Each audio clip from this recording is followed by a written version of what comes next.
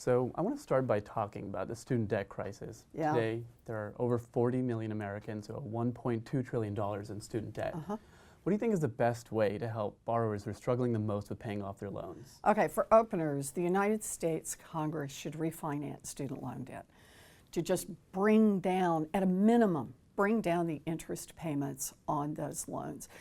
You know, this is what's really appalling, is it's set up right now so that the United States government makes a profit off the backs of people who have to borrow money to go to school.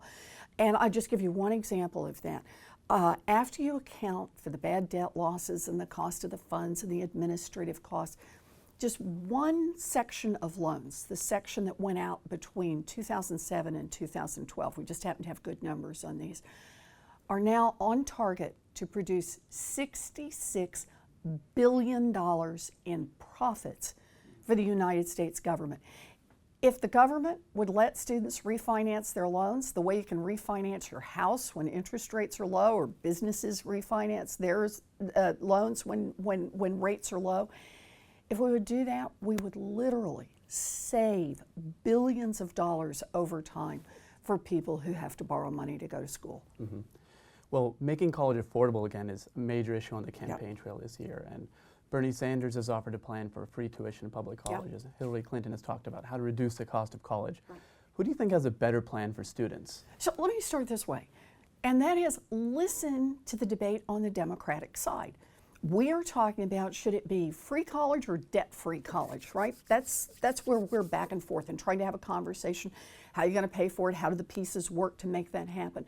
Can we just draw the distinction about what it looks like on the other side of the Grand Canyon, where the Republicans are not talking about how to reduce the cost? We've got a guy right now who's the nominee who runs Trump U, which, at least if you read the lawsuits against it, was just out there to try to rip off students. We've got a Republican Party that consistently blocked refinancing any of the student loan debt. This is the big difference.